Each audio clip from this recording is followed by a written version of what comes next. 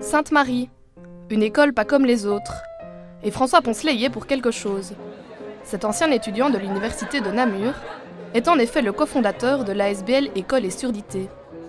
Une ASBL qui a métamorphosé le fonctionnement de cette école namuroise.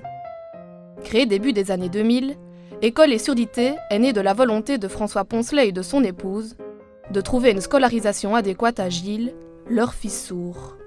Le concept de l'ASBL École et Surdité tourne autour de l'accueil des élèves dans une langue, des enfants sourds, dans une langue qui leur est naturelle et spontanément accessible, c'est-à-dire la langue des signes. Sans ignorer bien sûr le français. C'est réellement ouvrir les enfants, faciliter leur éducation et leur instruction en les accueillant dans une langue qu'ils apprennent spontanément, comme vous et moi avons appris le français en l'écoutant à la maison.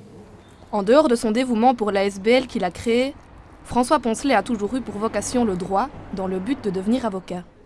Il ne manque d'ailleurs pas de souligner l'importance qu'a eu la faculté de droit de Namur dans son parcours universitaire. Les avantages de la faculté de droit de Namur étaient énormes. Avec le recul, quand je pense aux années passées ici, aux 2 années de candidature, je me dis qu'elles étaient absolument indispensables à ma préparation à la vie universitaire, même si ici c'était déjà l'université.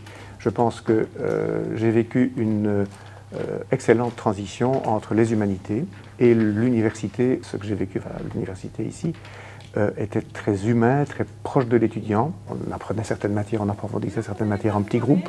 Ce travail en petits groupes, il le connaît bien, puisque lui-même a occupé un poste d'assistant au sein de la faculté de droit. Ce poste, il l'a mené de pair avec son activité au barreau. J'ai toujours essayé, et je m'en suis toujours réjoui, de faire un lien très étroit entre ma profession d'avocat et ma profession d'assistant, en essayant d'approfondir devant mes étudiants des matières que j'avais touchées comme avocat.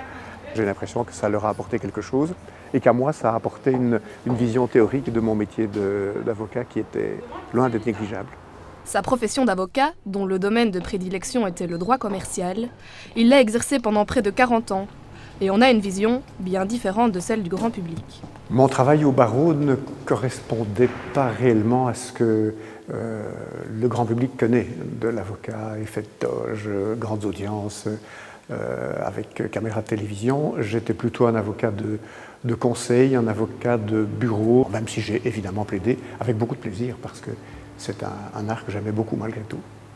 Bien que ces longues années passées au barreau lui aient beaucoup apporté, il était cependant temps pour François Poncelet de tourner la page et d'enfin se consacrer à d'autres activités.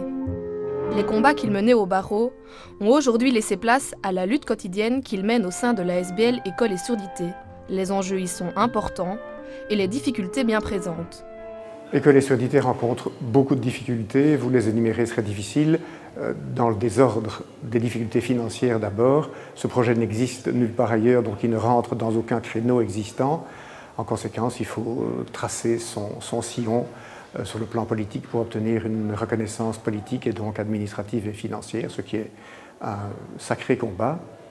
Je dirais que le combat le plus difficile, parce que c'est le plus profond, c'est celui qui consiste à faire comprendre aux professionnels de la surdité que la langue des signes n'est pas un handicap et est au contraire un atout dans la prise en charge, dans l'éducation, dans l'instruction d'un enfant sourd. Malgré les obstacles rencontrés par l'ASBL École et Surdité, Sainte-Marie représente une avancée pour la scolarité des enfants sourds. Je pense que les points forts d'École et Surdité, c'est l'accueil de tous les enfants sourds, quel que soit leur niveau, et l'accueil de ces enfants sourds dans un groupe d'enfants entendants. C'est un petit nombre d'enfants sourds dans un grand nombre d'enfants entendants, à l'image de ce que sera leur vie ultérieurement, c'est-à-dire la vie d'une minorité dans une majorité qui n'est pas la leur. François Poncelet voit dans ce projet une réelle richesse pour Sainte-Marie. Les avantages que celui-ci comporte sont évidents, tant pour les enfants sourds que pour les enfants entendants. Il permet une véritable sensibilisation à la cause des sourds et est pour lui l'image même de l'ouverture à la différence.